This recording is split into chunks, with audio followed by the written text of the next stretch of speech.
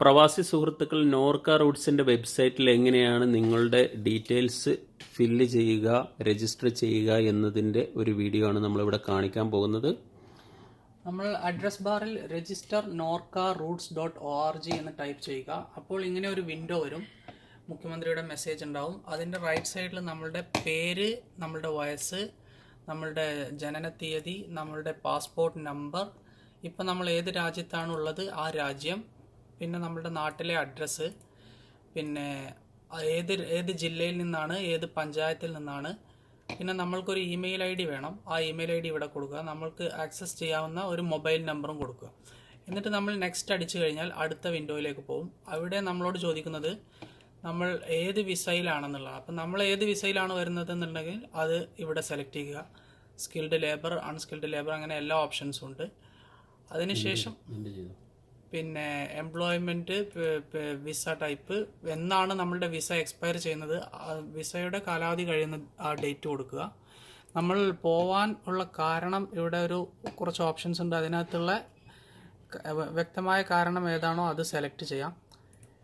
പിന്നീട് നമ്മൾ Covid test ചെയ്തിട്ടുണ്ടോ ഇല്ലയോ എന്നുള്ളൊരു ക്വസ്റ്റ്യൻ ഉണ്ട്. അതിൽ ചെയ്തിട്ടുണ്ടെങ്കിൽ ഉണ്ടെന്ന് കൊടുക്കുക. അപ്പോൾ ഏത് ഡേറ്റിലാണ് കോവിഡ് ടെസ്റ്റ് ചെയ്തത്, എന്താണ് അതിൻ്റെ റിസൾട്ട്, പോസിറ്റീവ് ആണെങ്കിൽ പോസിറ്റീവ്, നെഗറ്റീവ് ആണെങ്കിൽ നെഗറ്റീവ്. പിന്നെ നമ്മൾ ഏത് എയർപോർട്ടിൽ നിന്നാണ് നാട്ടിലേക്ക് പോകാൻ ഉദ്ദേശിക്കുന്നത് ആ എയർപോർട്ടിൻ്റെ പേര് കൊടുക്കാം. പിന്നെ നാട്ടിൽ ഏത് എയർപോർട്ടിൽ ഇറങ്ങുവാനാണ് താല്പര്യം ആ എയർപോർട്ടും സെലക്ട് ചെയ്യാം. പിന്നെ നമുക്ക് പോകാൻ താല്പര്യമുള്ള ഒരു ഡേറ്റും നമ്മൾ കൊടുത്തു കഴിഞ്ഞാൽ പിന്നീട് ചോദിക്കുന്നത് ഏത് എയർലൈൻസ് ആണെന്നും ചോദിക്കുന്നുണ്ട്. നമുക്കൊരു എയർലൈൻസും സെലക്ട് ചെയ്തിട്ട് നാട്ടിലെത്തിയാൽ അവിടെ ഐസൊലേഷനുള്ള സൗകര്യം നമുക്കുണ്ടെങ്കിൽ, നമ്മുടെ വീട്ടിലുണ്ടെങ്കിൽ ഉണ്ട്, ഇല്ലെങ്കിൽ ഇല്ല എന്ന് സെലക്ട് ചെയ്യാം. എന്നിട്ട് അടുത്ത വിൻഡോയിലേക്ക് പോകാം. ഈ നെക്സ്റ്റിൽ പ്രസ് ചെയ്ത് കഴിഞ്ഞാൽ അടുത്ത വിൻഡോയിലേക്ക് പോകും. അപ്പോൾ നമ്മൾ കൊടുത്ത ഡീറ്റെയിൽസിൻ്റെ ഒരു സമ്മറി ഇവിടെ കാണിക്കും. ഈ സമ്മറി ഒന്ന് ചെക്ക് ചെയ്തിട്ട് എല്ലാം കറക്റ്റ് ആണ് എങ്കിൽ നമ്മൾ സബ്മിറ്റ് എന്നുള്ള ഒരു ഓപ്ഷൻ ഉണ്ട്.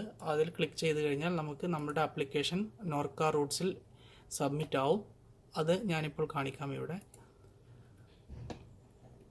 ഇപ്പോൾ എൻ്റെ രജിസ്ട്രേഷൻ സക്സസ്ഫുൾ ആയിട്ടുണ്ട്. ഇത്രയുമാണ് നമുക്ക് രജിസ്റ്റർ ചെയ്യുന്നതിന് വേണ്ടി തൽക്കാലം ചെയ്യാനുള്ളത്. ഇവിടെ നമുക്ക് രജിസ്ട്രേഷൻ നമ്പർ 126751 എന്ന് പറഞ്ഞിട്ട് ഡീറ്റെയിൽസും വന്നിട്ടുണ്ട്.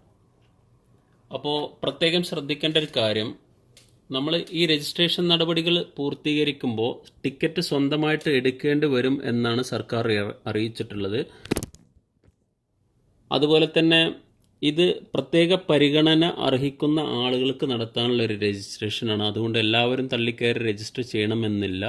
സർക്കാരിന് ഒരു മുൻഗണനാ ലിസ്റ്റ് ഉണ്ടാക്കാൻ എളുപ്പത്തിന് വേണ്ടിയിട്ട് ചെയ്യുന്ന ഒരു സർവേ ആയിട്ട് കണക്കൂട്ടിയാൽ മതി. ഇപ്പോൾ ഇതിൽ പറയുന്നത് ജോലി നഷ്ടപ്പെട്ട് റൂമിലിരിക്കുന്നവർ, വിസ തീർന്നവർ, അതുപോലെ തന്നെ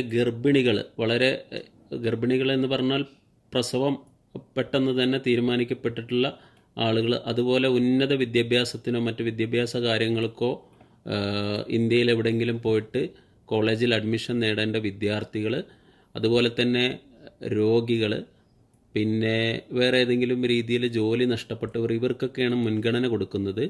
ഇത് കൊടുക്കുന്നതോടുകൂടി നിങ്ങളുടെ രജിസ്ട്രേഷൻ നടപടികൾ പൂർത്തിയാവുകയും പിന്നീട് നോർക്ക അത് പരിശോധിച്ച് വളരെ അത്യാവശ്യമായിട്ട് പുറപ്പെടേണ്ടവരുടെ ലിസ്റ്റ് ഉണ്ടാക്കി ബാക്കി നടപടികൾ പൂർത്തീകരിക്കുന്നതുമാണ്. Thank you for watching.